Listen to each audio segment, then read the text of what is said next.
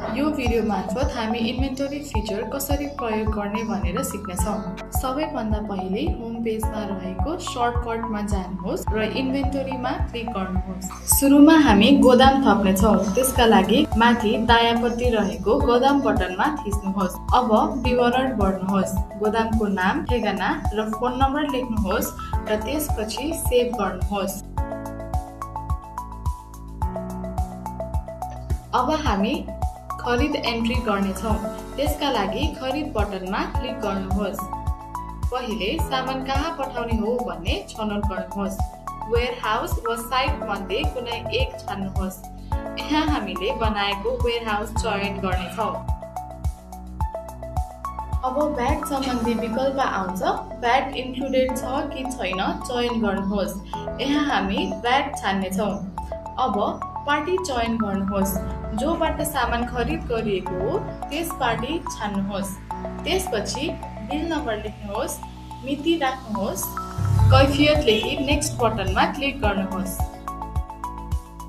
अब भुक्तानी माध्यम चयन गर्नुहोस्, उधारो, नगद वा ब्याङ्क। सामान थप्नका लागि नयाँ सामग्री थप्नुहोस् बटनमा क्लिक गर्नुहोस्। अब सामग्रीको विवरण भर्नुपर्ने हुन्छ।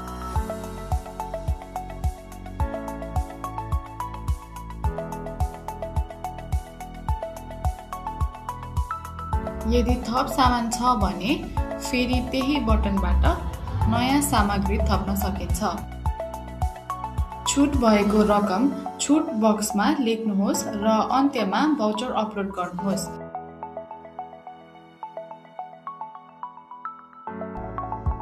र बिल सुरक्षित गर्नुहोस् बटनमा क्लिक गर्नुहोस्। अब तपाईको सबै विवरण सेभ भइसकेको हुन्छ।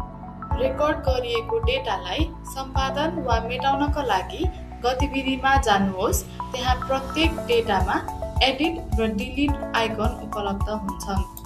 अब खरिद गरिएको सामानलाई साइट वा गोदाममा ट्रान्सफर गर्ने प्रक्रिया हेरौँ। सबैभन्दा पहिले ट्रान्सफर गर्नका लागि ट्रान्सफर बटनमा क्लिक गर्नुहोस्। अब सामान कहाँबाट कहाँ पठाउने हो भन्ने छनौट गर्नुपर्नेछ। यहाँ हामी गोदामबाट साइटमा ट्रान्सफर गर्दैछौँ। अब ट्रान्सफरको विवरण भर्नुहोस्।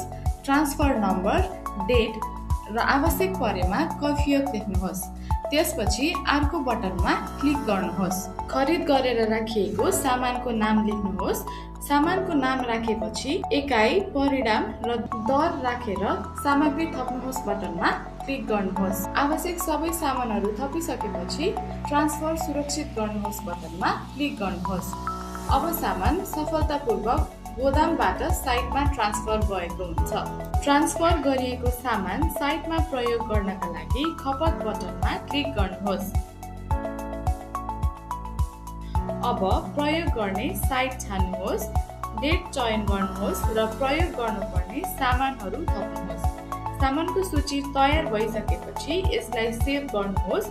अब ती सामानहरू साइटमा खपत भएको देखिन्छ। खपत गर्दा प्रयोगकर्ताले सामानको रकम राख्नु पर्दैन, किनभने सामान ट्रान्सफर गर्दा राखिएको ट्रान्सफर रेट अनुसार रकम स्वतः गणना हुन्छ। यसरी इन्भेन्ट्रीमा सामान खरिददेखि ट्रान्सफर र खपतसम्मको सम्पूर्ण प्रक्रिया सजिलै व्यवस्थापन गर्न सकिन्छ।